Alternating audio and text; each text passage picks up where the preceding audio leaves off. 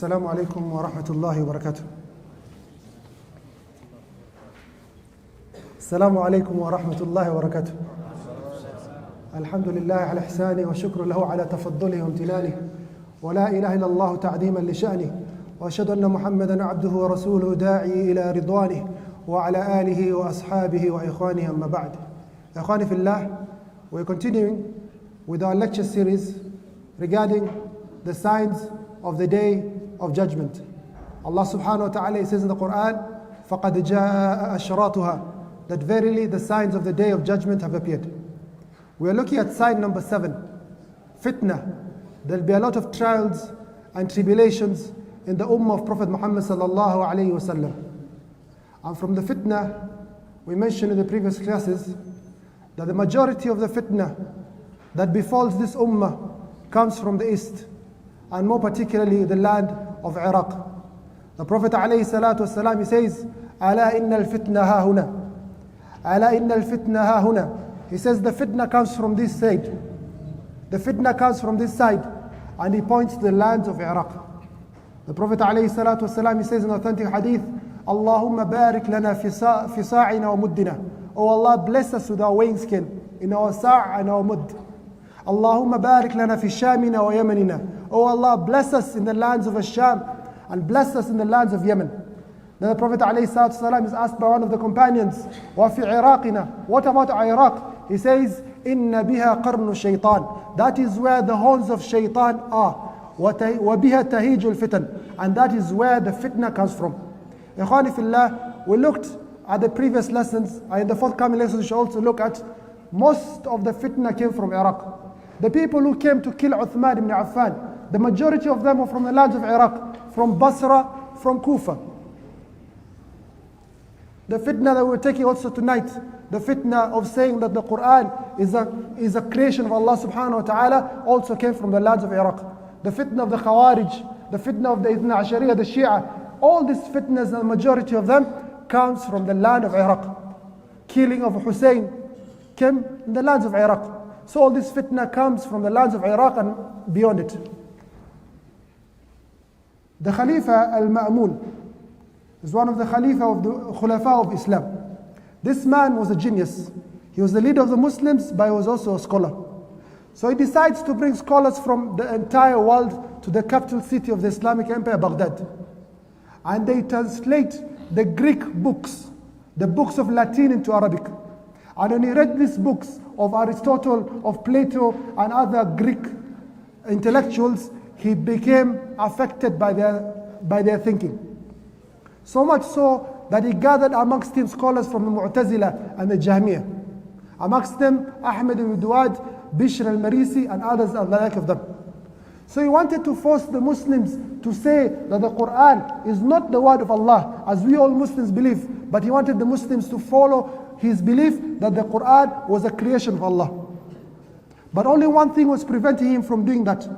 He wanted to force all the Muslims to this statement, but only one person was preventing him to do such a thing.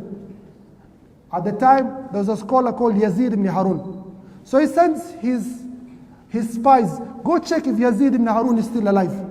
So they go and check, the Imam Yazid ibn Harun is still alive. And he's asked, the Imam, the Khalifa al-Ma'mun, wants to force the people to claim that the Qur'an is not the word of Allah, but a creation of Allah. What do you think about this? Yazid ibn Harun, as mentioned by Yahya ibn Abi Talib, has over 70,000 students. And he has a lot of strength and power. If he commands the Muslims, go revolt, they will revolt. So the leaders were afraid of him. He says, Wallahi, the Amir al-Mu'mineen cannot do such a thing. So the Khalifa was very hesitant to force the Muslims as long as this man was present, Yazid ibn Harun. Then Yazid ibn Harun, the great scholar, passed away in the year 206 of the Hijri calendar. And the Khalifa al-Ma'mun ibn Rashid, he got strength, he got the power that he wanted to start forcing the Muslims to say the Qur'an is not the word of Allah, but a creation of Allah. One of the greatest fitna to befall this ummah. A fitna that has no basis. It is actually a useless philosophical argument that even the layman cannot understand. What is the point of saying the Qur'an is the word of Allah? Is it something Allah has mentioned in the Qur'an or in the Sunnah? It's a philosophical argument that has no basis and has no benefit. But the Khalifa wanted to force the Muslims to this statement. And he threatened the scholars, and he tortured many of them, he imprisoned some of them, And about 4 scholars lost their lives in this trial, in this fitna of the qawl bi khalq al-Qur'an. Amongst them Muhammad ibn Nuh, amongst them Ahmad ibn Nasr al-Khuza'i, amongst them one of the great students of Imam al-Shafi'i, al-Buwaiti, amongst them Nu'aym ibn Hamad, Sahib al-Kitab al-Fitan. These scholars lost their lives. And the majority of the scholars of Islam, they accepted out of fear. إِلَّا مَنْ أُكْرِهَا وَقَلْبُهُ مُطْمَئِنٌ بِالْإِيمَانِ. They feared, they said, we have been forced to say this thing, we do not want to say it. But we are forced because of the punishment and the torture. We will say it. And some of them, they used to say, Al-Qur'an, wal-Tawrah, wal-Injil, wal-Zabur, هذه أربع مخلوقة. They used to use a deception. They used to say, the Qur'an, the Torah, the Injil, and the Zabur. These 4, they are pointing at their fingers that these 4 are created, not that those books are creation of Allah subhanahu wa ta'ala. So they're using this form of deception. But one man, Imam Ahmad ibn Hanbal, who was a scholar of hadith at the time, a world-renowned scholar of fiqh, a person who had memorized over 1,000 hadith of Prophet Muhammad sallallahu alaihi wasallam. Over 1 million hadiths this man has memorized. 1,000, 1,000 times 1,000, 1 million hadith. This man stood firm and he refused this claim of saying the Qur'an is a creation of Allah. When Al-Ma'mun heard that Ahmad ibn Hanbal is refusing, he says to his police commissioner in Baghdad, bring him chained. Him and Muhammad ibn Nuh, bring them chained. I'm here fighting the Romans. Bring them to where I am chained. I shall deal with Ahmed. If he refuses to say, I'm going to slaughter him by myself. So Imam Ahmed, almost over 50, almost 60 years of age, he's chained to the neck, his legs, and is put to a caravan to head to Ma'mun. And he makes a dua. He says, Oh Allah, I ask you, Allah, that I do not see Ma'mun, and let Ma'mun not see me. Oh Allah, let me not see Ma'mun, and let Ma'mun not see me. He raised his hands to Allah subhanahu wa ta'ala. And subhanallah, Allah subhanahu wa ta'ala answered his dua at the same moment. And Al-Ma'mun, who was fighting the lands of Rome, he fell from his boat or something, and he drowned in the river, and he died. So as they were going towards the journey, this young man, Muhammad ibn Nuh, the other scholar who refused to answer this bid'ah, this innovation, he died on the way. Ahmad ibn Hanbal is the only person who prayed for him his janazah. But he says, Wallah, I've never seen such a young man in my life. This young scholar that many of the Muslims do not know of, this is an excellent man, and he praised him well. And he continued on his journey. Then as he was in his journey, a Bedouin, an Arab comes to him. And he says to him, Ya Ahmed, in a place called Rahbat al-Tawq, he comes, he says, Ya Ahmed, in mitta shahidan, in qutilta mitta shahidan. If you're killed, you shall die a martyr. وَإِنْ عِشْتَ عِشْتَ حَمِيدًا. And if you live, you shall live a glorious life.